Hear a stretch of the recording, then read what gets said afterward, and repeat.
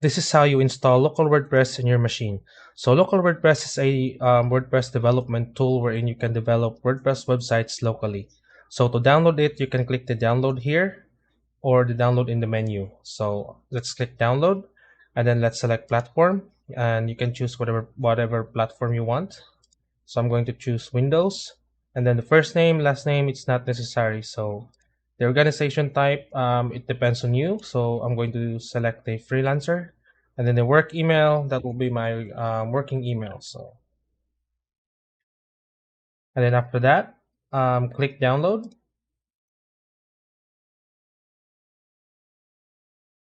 All right, once that's done, let's open the folder and then double click the app.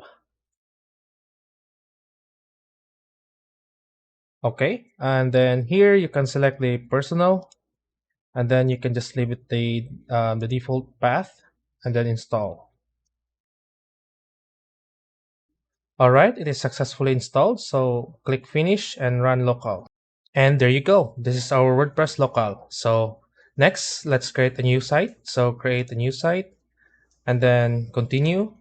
And then you can name it whatever you want. So in my case, let's use test and then preferred and then username and password. So test, and then the email that will be, you can just leave it like that. Okay. Then add site. All right, our WordPress website is successfully created. So let's open site. Okay. And as you can see, this is our simple WordPress website. So let's go back to the local app, and then you can click the admin here.